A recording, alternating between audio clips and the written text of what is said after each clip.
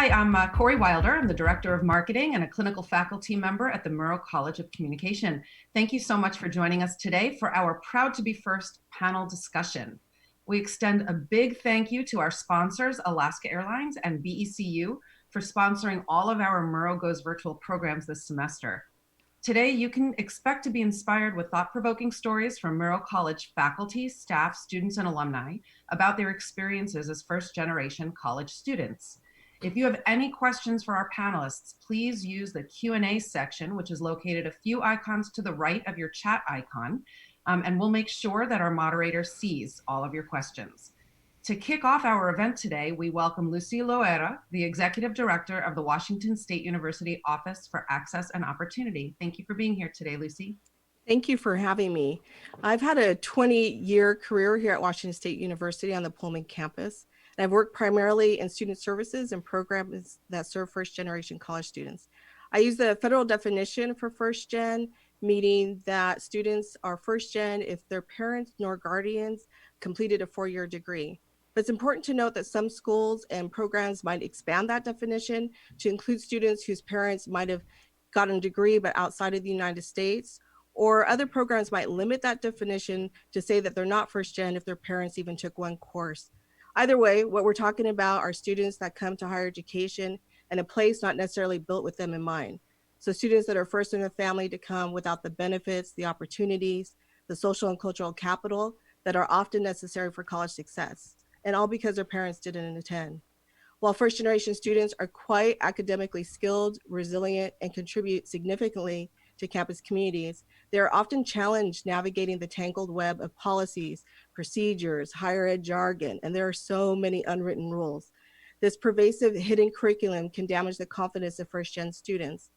Where an incident, for example, of a failing grade might just be a setback for some, for a first gen student, it can confirm their feelings of not belonging, knocking them off track, and worse, contributing to early departure. The data are clear that students who come from first-gen backgrounds have lower persistence and graduation rates, but really by no fault of their own when we compare them to high affluent peers who've enjoyed a lot of family networks, academic literacies, and really who have the know-how of how to navigate higher ed. This opportunity gap is often pronounced more when students who come from first gen are often from lower income backgrounds, or whose students that are first gen are from racially minoritized populations. They may be first to go, but I want to make sure that they are not alone. So I'm here to talk a little bit about some of the places and spaces that we've been successful at Washington State University. So what first comes to mind are some of our Gear Up and Trio programs. Back in 1999 was our first McNair Trio program that helps undergraduate students pursue undergraduate or graduate education. We've also had our Trio student support services on the Pullman and Tri-Cities campuses. And today we have 9 upper bound pre-college programs, which are in the high schools that help high school students even start thinking about going to college. One example of our signature programs I'm so proud of is our first generation study abroad program. And this is really geared primarily for first gen students. To date, we've helped 110 students travel abroad. For many of them, this is their first time on their plane. They come from all academic disciplines. They come from any of the WSU campuses, and they could be from freshmen to graduating seniors. So, and as a point of, or a matter of fact, your CommStrat 485 class took on first gen study abroad as a project this year. And I'm so excited to hear about their PR campaigns on how we can expand this program. Really, there are so many numerous mentoring programs, such as the ones in Multicultural Student Services, training program, support services in the Division of Student Affairs and the Office of the Provost, and academic departments across the WSU system to really capture here. But one of the systemness examples that has been really great to see is on November 8th, which is National First Gen Day. From all across the campuses, we did different events, celebrations. We had faculty panel to really raise the issue and awareness for first gen students. And all those efforts over the years have not gone unnoticed. So for some of us, we might not know, and I hope after this, you know this for sure, and you can brag about it, that Washington State University is a first gen forward institution. It's the nation's first recognition program acknowledging higher education institutions for their commitment for first gen student success. So brag about that and learn more about that from the NASPA website. WSU is first gen forward. So that's really one of the things that we can be proud of. Yet, with the current crisis situation, I think what it reveals is that not all students have equal access and opportunity. So more important than ever is that we build awareness of what it means to be first generation and the path to be successful with limited resources and support. And that's why the discussion today is so critically important, to talk about student success and creating a transformative experience for all of our WSU students. And with that, I have the privilege of handing this over to the Dean of Morrow College, Bruce Pinkleton. Thank you, Lucy. Appreciate that introduction. Hi, everybody. My name is Bruce Pinkleton. I'm Dean of the Morrow College of Communication, and I'm a first gen. When I was in high school, my parents were great people. My mom drove a school bus, and my dad owned a business, and they wanted me to go to college. They had no money for me. So I went to community college for 2 years and put myself through school that way. And it was a great experience. I have a few scars to show for being a first gen. I'm going to tell you something that I've never even told my children or my wife, probably because it embarrasses me a little bit. But I'm not a huge mathematician, as you might have surmised, as a dean of the Morrow College of Communication. In high school, I took beginning algebra and then geometry. And in California at the time, that was all I needed, so I stopped. And so then my freshman year of college, I presumed the next class I would take after that would be intermediate algebra. So I signed up for an intermediate algebra course, not realizing that the high school and college courses didn't quite work that way, and struggled that freshman year pretty desperately, to be honest with you. Worked really hard and survived with a D. And I didn't know that an advisor would have told me, hey, drop that class. It makes complete sense. But it just shows you, and by the way, that was the only math class I had in my entire undergraduate career until I got into grad school and ended up into all sorts of statistics courses, which is a different conversation for another time. But anyhow, the one thing I want to communicate to you is that mistakes don't have to define you. So that was a mistake. Pretty tough start for me, to be honest. It shook my confidence. I didn't really have anybody I could turn to. My parents they just really weren't able to offer me help rather. And I had not identified an advisor to help me. Eventually, I was able to find faculty members who were supportive, encouraged me, gave me directions, helped me to kind of understand and decode some of what was happening, and really, really pushed me forward. But your mistakes don't have to define you. Other people don't have to define you. You can build a future that's meaningful to you if you can see that. And I'm excited about the work that we do with first gens. For first generation students, and I'm especially excited for Robert Richardson. He's a terrific instructor for us in our Everett campus, a clinical faculty member, and he's passionate about this topic, and I love the passion that he brings to the table. So Robert, take it away. Thank you, Bruce. I appreciate the introduction. As Bruce said, my name is Robert Richardson, and I'm a clinical assistant professor in the Morrow College, and I've been asked to moderate today's panel. And with us on today's panel, we have Carly Espinoza, Steve Weimer, Sarah Stout, and Stacey Haast. And I've asked each of them to give us a brief introduction of themselves. Carly, would you like to start? Yeah, sure. Hello, my name is Carly Espinoza, and I am a first gen. I am a senior at the Morrow College of Communication, focusing on integrated strategic communication. I started at WSU Everett in the fall of 2018, and I will be graduating this spring. I currently work for Purple Communications as a professional sign language interpreter. Thanks, Carly. Steve? Hi, I'm glad to be with you all. My name is Steve Weimer. I am a 2001 graduate of the Morrow School. I grew up in a little tiny town a couple hours north of Pullman called Chewelah, Washington. And while my father did attend seminary, I don't know that I know another person in my entire family before my brothers and I went off to WSU who had attended any kind of secular education of any kind and post high school. And I had my share of bumps and mistakes along the way, but my Morrow experience and my WSU experience as a whole was transformative in my life, and something that it has blessed me every day of my professional career, and many ways personally as well. And so I am extremely passionate about helping encourage those who may not have yet seen and had modeled around them the experience of somebody who's able to get the kind of world-class education that you receive at the Murrow School, and love as an alumni to be able to do anything I can to support those students as they pursue their dreams. So thanks again for having me. Thank you, Steve. I really appreciate that. Sarah. Hi, my name is Sarah Stout. I'm currently the Assistant Dean of Student Affairs in the Murrow College of Communication. I'm a very proud first generation student. I found higher education by working in higher education. That's kind of how my story started and how I actually pursued getting my undergrad and my graduate degree. I'm the daughter of a Vietnam veteran and who started his adult life as a logger in Northern Idaho. My mother retired from Washington State University working in housing and dining services as a drapery fabricator, meaning that she actually sewed the drapes that you see in all the residence halls across campus. My mom did that for 20 years. And so my work in the college basically surrounds my passion and for helping students succeed. Everything I do and the work I do is to help those students, all students, find success. And in the Murrow College, we currently have about 35% of our undergrads as first gen. So I'm very excited to be here. Thanks for having me. Oh man, that's great. Thank you so much, Sarah. Stacey.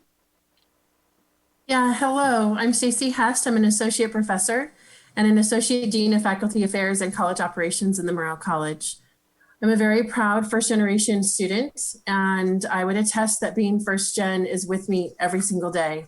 It's not something that I can shed or take away. It's something that I live and breathe. My parents really valued education, and they pushed both of my sister and I to pursue education past high school. Although my father spent his early teen years and his early years living in migrant farm working camps. At the time that he graduated high school, the Valley Migrant League, which was a nonprofit organization who assisted Oregon migrant farm workers with education and social services, offered government grants for higher ed. And he pursued one of those grants and was awarded one. And he went on to complete a 2-year program in forestry. And his decision to pursue that degree in forestry, it was an associate's degree, set him and my mother on a path that was fundamentally different than his siblings, and had a direct impact on my own educational opportunities. My mother's story is a little bit different. My mother went further in her school than either of her two brothers and any of the individuals in her family prior to her. She completed the 11th grade prior to leaving high school to marry my father at the age of 16. It seems implausible today, but neither of her brothers, my uncles, even made it through elementary school. So for me, even getting through high school was a pretty significant accomplishment in my extended family. And I'm the first person and the only person that I know of in my entire extended family who's earned a PhD. And I did so simply because I love learning and I didn't want to leave school. But also I pursued a job and a career that I didn't even know existed when I was in high school. It didn't seem like, it wasn't even on my radar as something that I could achieve. Thanks, Stacey. Carly, you mentioned that you are a sign language interpreter. How did you find your way to Murrow College? I thought you might ask that, so I did write a few notes, which I'd like to read, if that's okay. Yeah, thanks, please. Okay. My path to WSU has been extremely non-traditional and complicated. When figuring out what college I wanted to attend, I had no idea what I was doing, along with how to find a program that worked with what I really enjoyed, which at 18 was sign language. At the time, I had little knowledge of deaf culture or sign language. I just knew that I liked it. All of my friends were applying to well-known state schools, and I wanted to do the same, not knowing what college really meant other than more schools so that you could get a good job. Really, for me, school translated in my head to that's how you make more money. When I started talking about wanting to go to college with my parents, they pushed me into going to a community college because that was the most cost effective. I was not up for that at all. I wanted to be like my peers and I wanted to attend a university, which, why shouldn't I? I felt like my parents didn't care about what I wanted, but rather wanted me as a Hispanic female to follow our cultural norms, and that I needed to learn how to become a wife and a mother. I was wrong, however, and that was not what my mother wanted for me at all. She wanted me to be successful and she wanted me to be close to home, which is also a cultural norm in the Hispanic community. I went ahead and applied to Washington State University in the fall of 2008, along with my fellow seniors. I applied to WSU without the help of my parents because I knew this isn't what they wanted for me. And I thought that if I succeeded and got in, that maybe it would change their minds. My high school counselor was a useful resource, but she just wanted to push me into community college like my parents. So I decided not to seek her help in applying to WSU. Working through the application and submission process took way more time than I thought that it would. I lost my train of thought. Ooh, sorry, I'm a little nervous. No, you're fine. Don't worry about it. Oh yeah, it took way more time than I thought. And I didn't know at the time that it cost a small fortune for an 18-year-old to apply to college. I spent nearly all of the money I had from working on my college application. As my senior year was coming to an end, all of my friends had received acceptance letters, but I was still waiting. I never got a letter. I never thought I thought I must just not be university material because I hadn't even received a letter that said, thanks for trying, but no. I was able after this to Google search my way through finding Front Range Community College in Colorado, where I was born and raised for part of my childhood. After earning an Associates of Applied Science degree in Community and Educational Interpreting, I was eager to become a university student, just like my older brother, who was the first in our family to earn a 4-year degree. The program I was in at Front Range Community College was a 2+2 program. The community college with Regis University, a private Jesuit university. The transfer there was easy and my counselors at both institutions took care of everything for me. I attended Regis for 3 semesters and dropped out 2 classes short of a bachelor's degree in applied science. One thing as a first-gen student that I didn't know at the time was that private religious colleges are super expensive and they require 6 additional philosophy and religion credits. At this time, I was working as a full-time sign language interpreter, earning more than a livable wage. So 1 semester short of a degree didn't bother me because I was doing what I loved. As a professional interpreter, there are licenses that are required to have when working in certain states. Over the past few years, laws have been changed requiring sign language interpreters to hold national certifications offered by the Registry of Interpreters for the Deaf, known in the deaf and interpreting communities as RID. A requirement in acquiring this certification is having earned a bachelor's degree or 124 college credits. Although I had the 124 college credits, when applying to take my certification test, I became really bothered that I was a first-gen dropout. I started pondering why I felt so defeated when I was at Regis. I decided that with all of the pain, all of the frustration, the confusion, the time, and the desire that I had for a piece of paper that said I am bachelor degree smart, that I had no choice but to go back to school for my final semester of college. My now stepfather is a Coug graduate, and Crimson and Gray fills my parents' home. So ideally, WSU was where I wanted to be. Since my senior year of high school, it had always been a school that I wanted to attend. Now, 9 years later, I was about to apply again and see if, at last, I was good enough. I was, and I got in. During my first BA degree work in Colorado, my entire course of study had been decided for me by the university. So with WSU Everett, I figured I would apply for anything communication related and that this would support the needs of my deaf clients. And so here we are, about to graduate from the Murrow College of Communications with my bachelor degree. Great, thank you, Carly. I've got a question for you. Do you remember the first time that you heard the term first gen and what it meant to you at that time? Yes, I believe I was probably in middle school or high school. Okay. And I think the way it made me feel was that no one in my family was good enough to attend college. So it made me feel poor. It made me feel like just below where I needed to be. Like society starts here and you're starting here. Wow. So as you got into your time at WSU, did the term start to take on different meanings for you and did different significances? You know, did your understanding of what it means to be first gen change, and how did that, help you, or, was it the source of some confusion, or can you talk about that? I feel like being a first gen student, you kind of learn everything in college the hard way.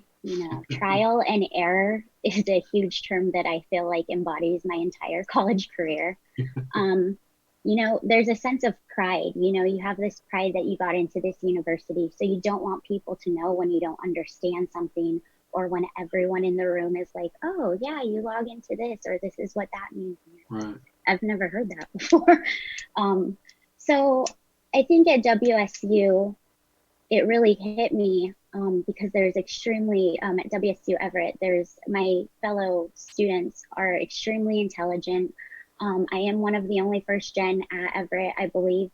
And I felt a distance from my peers. I felt the first gen, and nothing that they did, but just conversations in class. When taking your class, Dr. Richardson, we talk a lot about, our backgrounds and how we have decided, or how we think the way we think. Mm-hmm. And I realized in these discussions, my upbringing and my brain is significantly different than most of my peers. Yeah. Thank you for sharing all of that. By the way, I really appreciate it. Do you have any advice that you might give to a first gen student, entering the university system, in general, but, maybe WSU? I would say it's going to be uncomfortable and you are going to have hard times, and there will be times where you feel defeated. But I think it's just important to keep in mind your goals and not compare yourself to other students, because we all have different paths, we all have different backgrounds, and we all end up at the finish line different ways. But we end up there as long as we want to finish the race. And so, if you're beat up, get up, brush it off, and just know that you're not alone. And that is so well said. Thank you very much. One of the things I was thinking about, Carly, when you were talking about, was that the experience of being first gen shows up in a lot of different ways.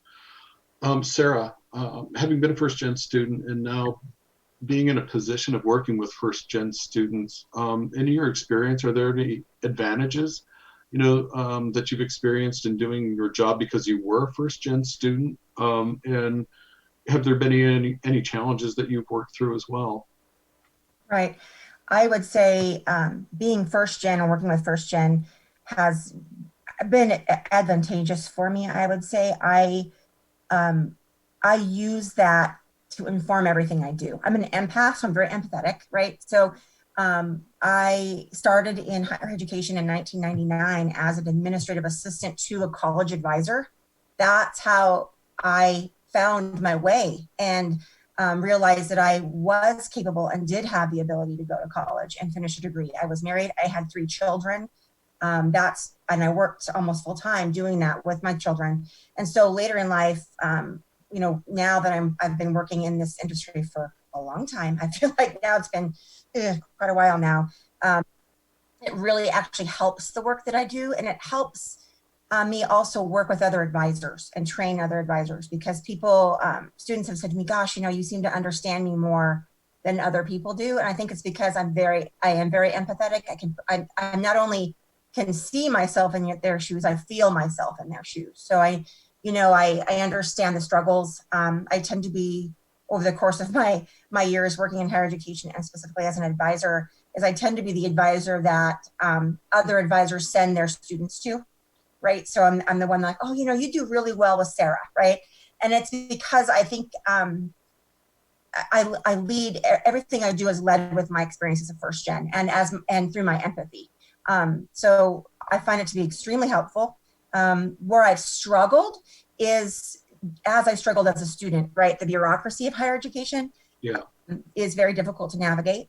And even as somebody that's worked in it and continues to work in it, now that I'm in an administrative role, I still see where the bureaucracy holds students up. And I just try to go out of my way to make sure I help them through that and ask the questions that they maybe don't know how to ask, or encourage them to ask the questions that they don't know how to ask. So not afraid at all to jump in there and help them in any way I can. That's great. And you all know that we're taking questions from the audience as well over the course of the panel. And there's a question that's been asked, Sarah, that I think you might be in a really great position to address. And it is, what advice do you have for first generation students entering college later in life as opposed to directly after high school? Right.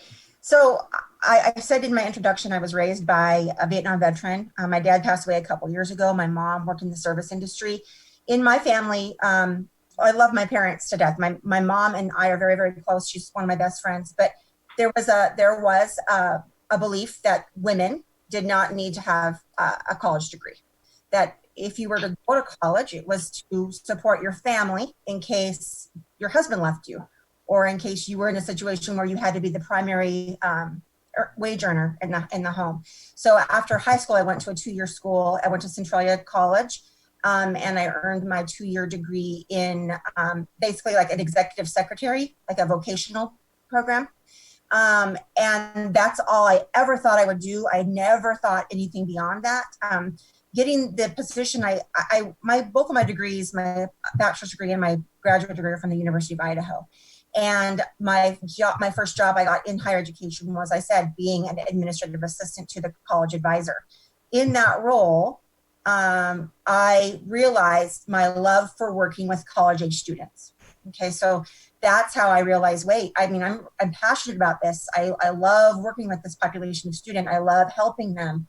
But myself, didn't have the education to go along with it. And so I became very close to the faculty in my college at the University of Idaho. And they encouraged me on a daily basis to think about going and finishing my degree. And so that is the reason why I did it. It wasn't because I was like, oh, I think I can do this, or, oh, I think that I want to earn this degree. I did it so that I could serve other students in this way. So I think that being a non-traditional student brings on its own set of struggles and issues, especially at a school like Washington State University, I would say, because it is very traditional, meaning in Pullman specifically. I know Everett's a little bit different. Our global campus is different. Vancouver is different, but in Pullman, it's very traditional, right? So that means the majority of the students are 24 years of age or younger. And so in the Murrow College, I do have the benefit of getting to know many of our students, some of them being non-traditional. And it is very hard. It's hard to not just be in the classes with 18, 19-year-olds, but to live in a community where all your neighbors are 18, 19, 20, right? So, you know, how do you navigate your social life? How do you navigate, you know, asking for help when you're perceived as the older one that should know the answers, right? So it is very difficult. It's just a matter of, like Carly said, know your goals, know why you're doing it, and that guide you and motivate you at all times. And just note that you always have something to add to others' experiences. Oh, that's great. Thank you so much. Steve, you do and have occupied some really prestigious positions in your professional life, and we were talking a little bit before the panel began about what some of those experiences are. Can you talk a little bit about how you think your first-gen status has influenced your career? Well, it's funny because I heard Stacey make a comment about a job that you never envisioned even existed. And I think that's been so true for me. Dr. Pinkleton was my advisor when I arrived in Pullman, and he was actually my second advisor because at first I came to Pullman to be a school teacher. I wanted to be an elementary teacher, only because that was the only job that I knew was like a real job that people with college degrees had, because I grew up in a logging and farming town, and I actually desired to be a log truck driver until my principal in my high school told me, no, I really need you to apply for college.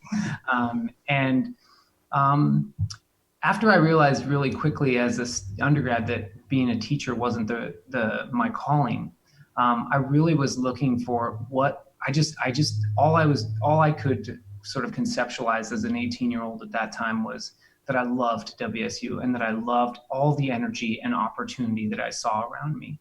And I have a little bit of a different take on the idea of being a first gen too, in that like I never saw it as a huge challenge. I saw it as just such an exciting opportunity. I was just so excited to be able to go tackle new things and do new things. I went on my first airplane flight ever paid for by WSU to a conference once. I met people that looked different than me that I'd never met. I met people with different perspectives, and I was just ferociously consuming in every way, and I loved it. So for me, and by the way, I have to note, I viewed WSU, and maybe it's changed since my time there as an undergrad, but as a very amazing meritocracy. There was students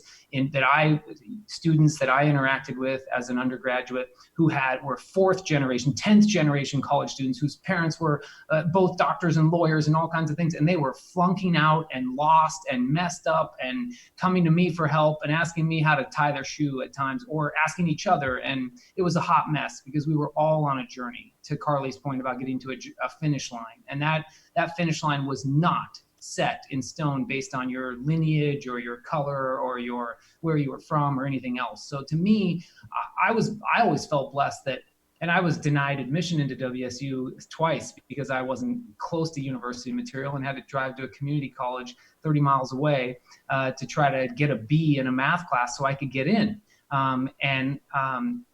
So to me, I just viewed it as a massive greenfield and a place to try to just scratch my way out to do something that would make my stars better for my family. And frankly, every time I focused on helping other people and listening to other people and learning from other people who I knew were way smarter than me, it was such a bonus. It was like a freebie everywhere I turned. And when I met Dr. Pinkleton, he said to me, well, what do you want to do when you grow up? Ultimately, what do you want to do? And I said, I have no clue. And he said, well, the best thing that you can do is take advantage of learning how to write and how to communicate. And you could go to law school, you could go to grad school, you could go into politics, you could go into anything. If you learn to write and communicate, that'll be a great foundation for you. And I just thought, sounds great to me. And it's turned out to be I've made such amazing relationships and opportunities through that. And I know, Robert, that I'm diverting from your question, but the point is that through a meeting in Dr. Pinkleton's terrible little office, and it had come on, I can't even believe our prestigious dean was forced to live in such shanty digs there at the time, but he didn't seem to mind because you're a pretty humble guy, Bruce. But you're in this little office and papers everywhere and books and things you were writing on, and you just told me to learn how to write. And I signed up for that and got my tail kicked by Dr. Kelly and a million other people who knew that I had at least enough thick skin to beat me up a bit, and I deserved it. And it turned into the thing, Robert, to your question, that helped me acquire and have the blessing of some really neat jobs over my career thus far, was that none of them were really earned based on my pedigree either, or even probably, frankly, the hard skills I learned at the Murrow School. They were all earned by relationships. And that is something that WSU taught me and provided for me in such a powerful way. Relationships that one might consider from a resume standpoint of no value. Relationships from a resume standpoint that someone might think, oh my goodness, one of my mentors, I luckily enough wound up being the president of the university, Dr. Smith, who's a dear friend of mine to this day. And those relationships were all because I went open-handed saying, I'm just a bozo on the bus. We all are. I'm first generation. I never even said that. I didn't even think of it that way. I just thought, I'm a kid who's trying to not flunk out of here. I'm working at the Rotunda scrubbing dishes. I work at the hotel, the night shift at the hotel in the Cub. And I just want to make it. And people were gracious to me. And that's a big piece of advice that I would give anyone, is allow people to give you that grace. Because to this day, as busy as I am, I'm a father of 4 little kids. when someone comes to me and says, hey, do you have 10 minutes? I just really need your advice on something. I make the time because other people did for me. And that is a huge gift that I don't care if you're a 10th generation student or a dreaming of being a first generation student. That's an invaluable gift. And for me, that helped me get some great jobs down the road and meet more people. And I really think it's the greatest obligation we have as those of us who've been blessed to go somewhere like the Murrow School. And I hope we can all keep passing that on because it's been a priceless gift in my life. So, and thanks, Dr. P, for telling me to study communications. That's great. Thank you, Steve. One of the things that I'm hearing, Steve, not only from you, but from Carly and Bruce, and maybe I should add this bit of my own story in, which was, and Carly and I were talking about this the other day, which was that I went to a community college right out of high school and did only because I had absolutely no intentions whatsoever of really doing anything else. It was as if I finished my high school degree and it was like, okay, well, you're sort of on your own. I didn't get any guidance from my parents. I suppose one of the best things that I can say is that they neither encouraged me nor discouraged me. But neither was there any real, direction there. So I went to community college for, I believe it was a semester or so, and I dropped out and, worked and, that sort of thing, and eventually found my way back to a university through persistence. But there was that kind of, disjuncture that I'm hearing from, several folks about, you start off in one path and either you don't get an immediate letter of acceptance or, I dropped out or, that kind of thing.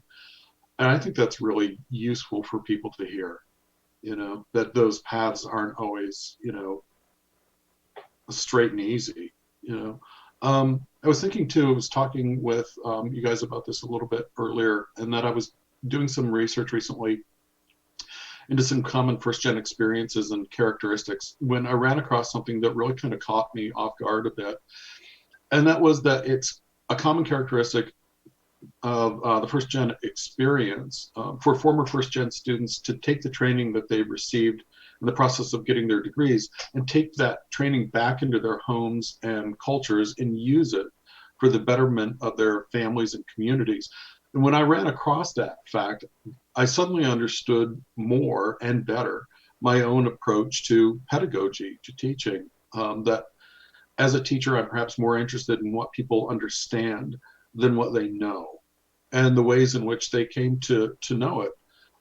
It's more process driven, I guess, if you will. And that ties directly into my family and cultural background, where what was really valued at the end of the day, because I come from farmers and factory floor workers, and what was valued at the end of the day was not intellectual labor, per se, but in a more physical showing up and doing your job and then going home kind of way. And I still wrestle with those two different kinds of models, intellectual labor. And when we're talking, about teaching, we're also talking about emotional labor, right? They go hand in hand. From which in a very real sense, you never go home from. And that earlier model of just go do your work and then, go home, they're always sort of like, I'm always negotiating them. It's like I've got one foot in each world at any given time and have to figure out how to manage all of that. Stacey, and I was wondering, how your first gen status plays out in the work that you do as a teacher, an administrator. How does your first gen status shape and inform the ways that you interact with students, manage faculty, perform the kinds of functions that are so often required of administrators? And here I mean like attending university events even, and interacting perhaps, with the parents and families of students in university activities.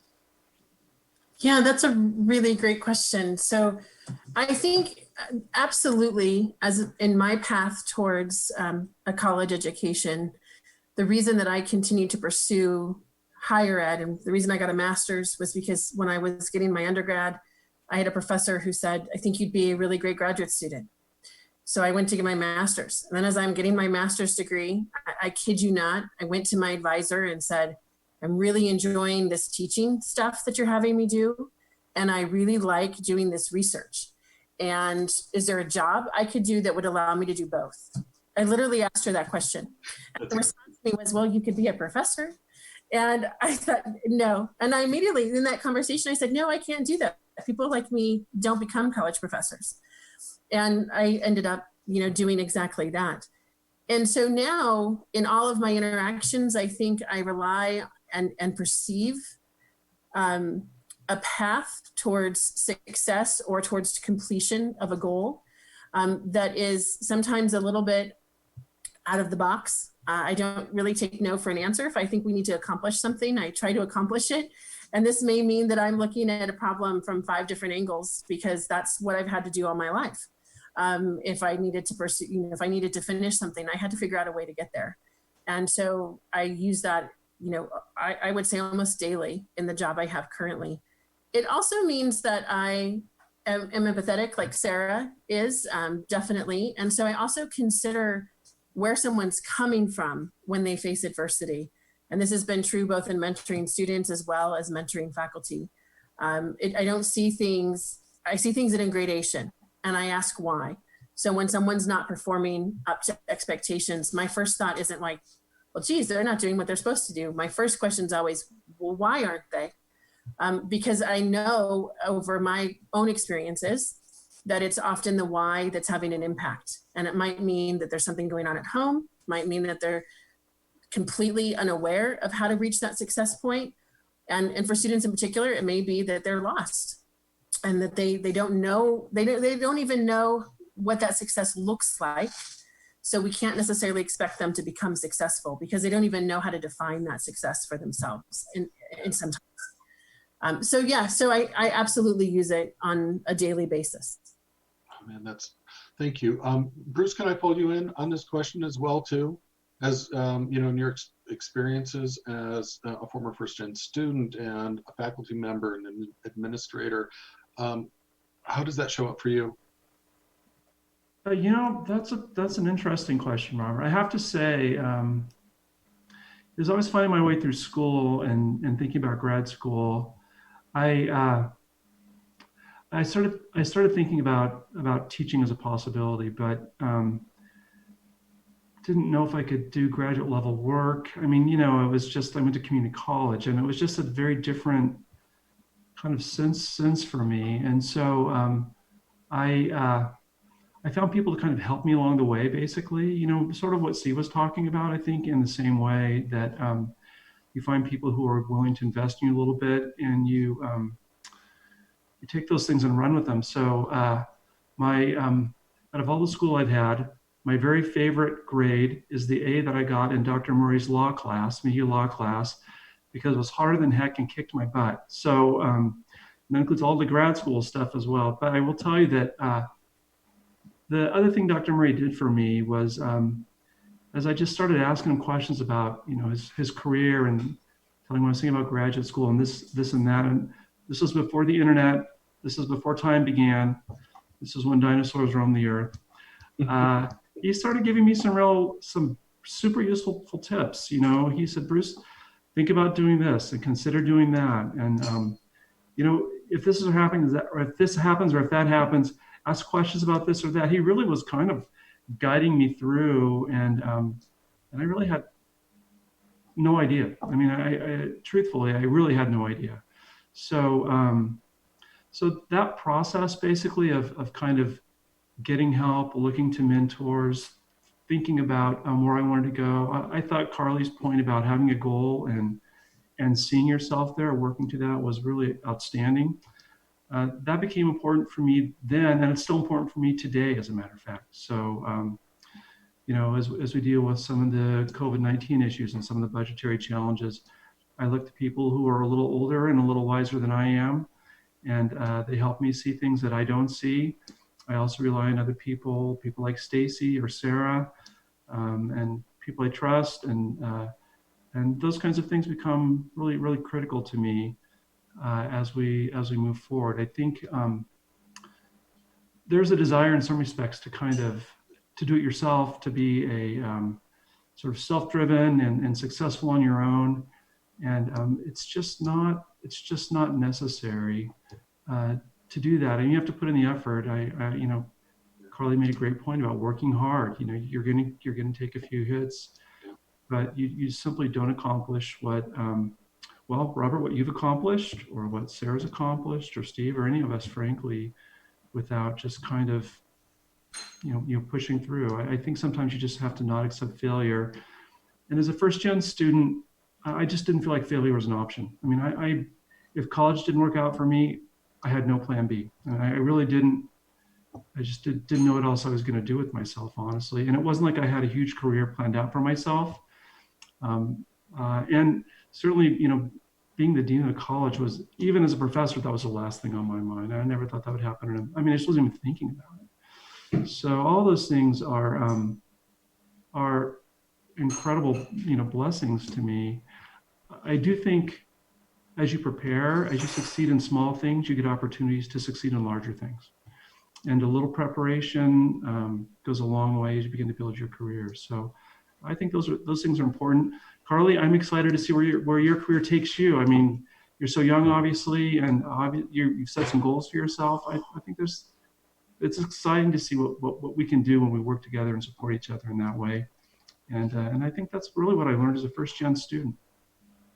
Hey, Robert, if I might just interject really quick. Yeah, I was actually going to come to you, so please do. Well, one thing that I was just thinking, I was trying to think about, how does a first-gen status, even though I didn't really label it that, and it wasn't really talked about too much in the late 90s at WSU, how did that sort of impact my career?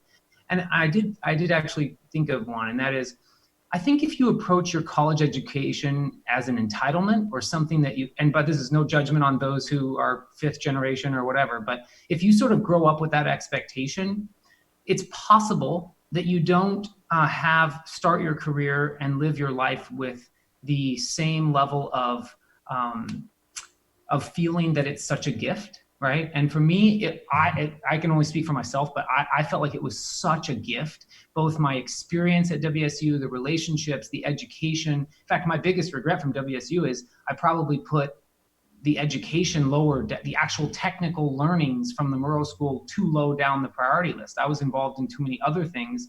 And while those were very beneficial, they sparked my career for sure. I do know that I missed out on some great training and technical things that I could have learned there.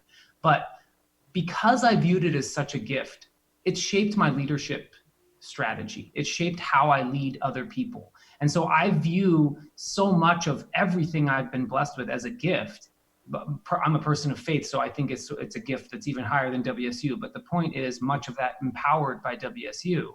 That when I lead teams, I'm, for example, an information sharer with my team instead of a hoarder. I'm a non-passive aggressive leader. I tell my team, if you ever are worried that I'm annoyed at you when I haven't told you that I'm annoyed, you're worried unnecessarily, because if I have an issue, I will bring it to you. Like if you walk in late and you look at me and you're worried, I'm thinking, oh, you're late.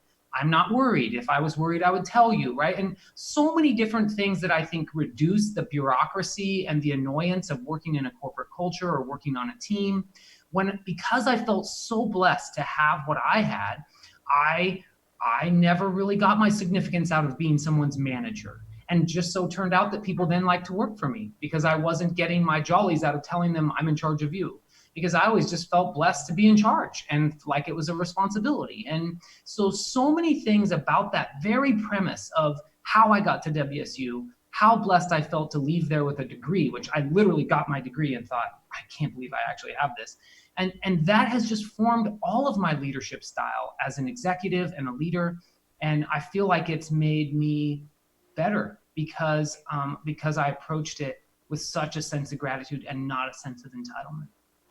And based on that, Steve, there's a lot of like academic advice, that we've been talking about over the course of the panel, so far. What advice might you give those about to graduate or who may have recently graduated? What advice might you give them about entering into the workforce now at this particular time?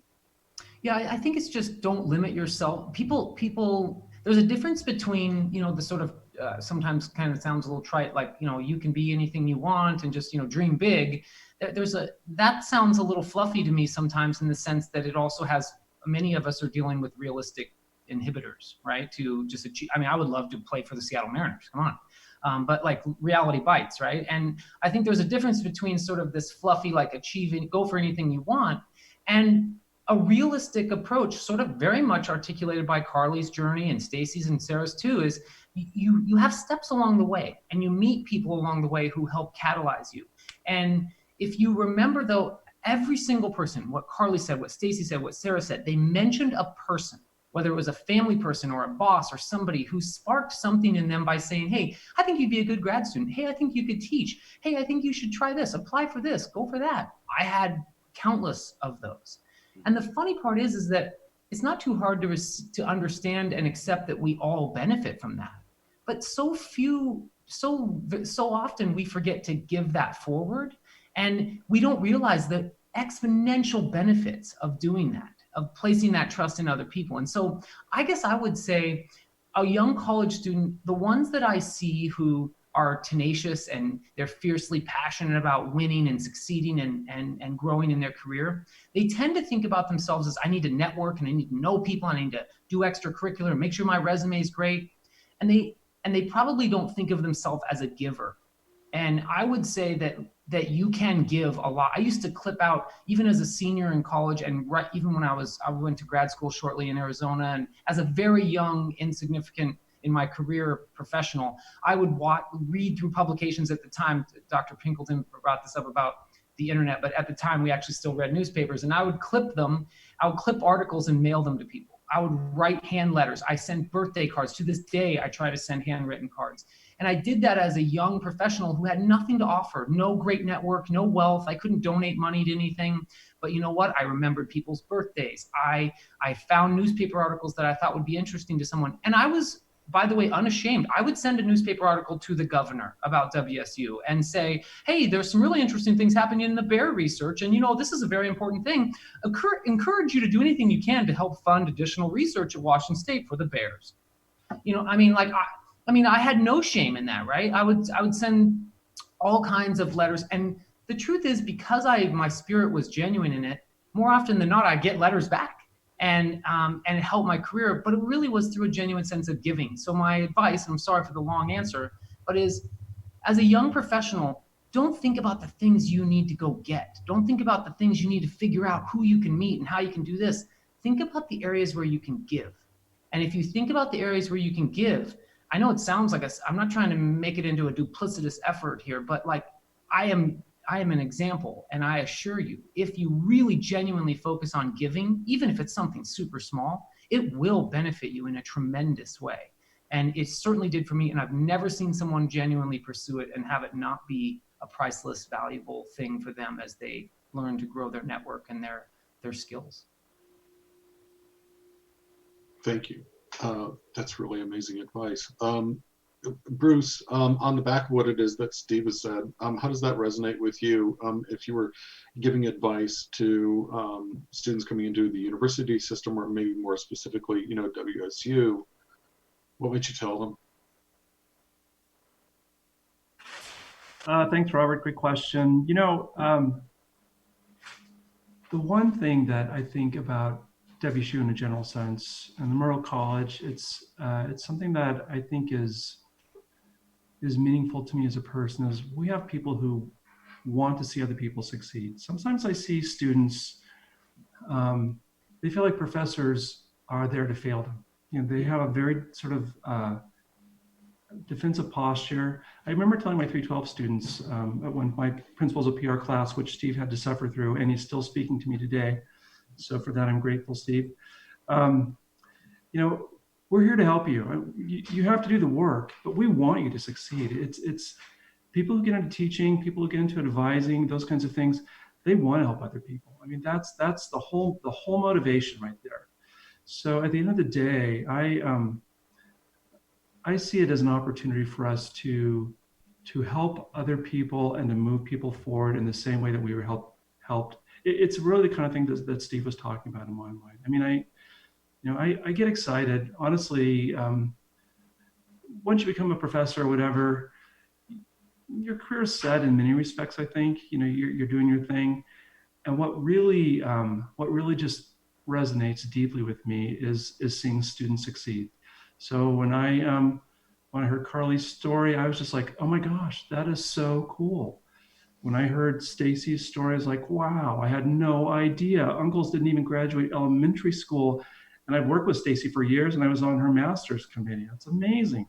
So so those kinds of things are just cool. So I think, the things that I'm learning, the ways in which we can help one another, the opportunity to sort of give back and elevate, to float all boats sort of. Mhm. I think that's the best part of this job, honestly. And there are people here who want to do that for you.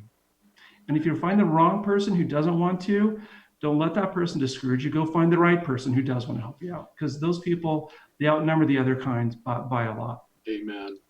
Amen. Thank you. Stacey, can you weigh in on that as well too? What advice might you give? Yeah, I would say be resourceful and love what you do. So one of the things that I made a decision very early on that I was always going to love what I did. And, my parents were very lucky in their careers, that they were, for the most part, able to do things that they enjoyed. And it brought them happiness, which I think is the utmost importance, right? And that's what value does education provide other than outside of learning than to bring you joy. And for me, I always encourage my students, find what you love. Don't go after what's going to make the most money. I certainly didn't. Don't go after what your parents want you to do or what you think is you're supposed to do. Instead, find what makes you happy, and all that other stuff will come, right? I right now am living a life that never even seemed fathomable, right? Growing up, like it was so outside of the norm. And I got here simply because I always do what I wanted to do. I always enjoyed it, always loved it, came home every night feeling glad that I had put in a good day's work. Thank you. Sarah, what Sure. advice would you give? Right. So one thing working with students every day, now I'm in more of an administrative role, so I don't get to do that as much. I get to work with the advisors that work with the students. And what Steve said that really resonated with me was the giving piece, right? Like if you go into your day or your world talking about how you can give, it's somebody that I'm sure we seem to share a lot of the same characteristics in this group. And that is it's just who we are, right? It's just that piece of who we are. And working with 35% of our students being first gen, I'm often asked, well, for what's going on right now, how do you think our first gen students are doing? I say our first gen students are most likely kicking butt right now because they work hard and they understand what needs to be put into something to be successful and to define their success. When Steve mentioned, Steve, when you mentioned knowing those students when you were in WSU who struggled with academics and stuff, that's what I see every day. The students that are 5th, 6th, 7th, 8th, 10th generation Cougs who they just don't have the same outlook that we do, that our first gen students do. So when I'm working with our first gen students, I do talk to them about what brings you joy, right? Who are those people that have helped you along the way? And then how are you giving back and how are you defining your success? So those are the things I try to talk to everybody about, but our first gen students specifically. Thanks. I know that we're running short on time and that we have to wrap up. So I want to say very sincerely, and it's very heartfelt. Thank you all for your participation today. Carly and Steve, Sarah and Stacey and Bruce and Lucy for joining us for this. Obviously, this conversation could easily go on for another hour and or longer, but I don't think that we quite have that time. Corey, were you going to wrap things up for us?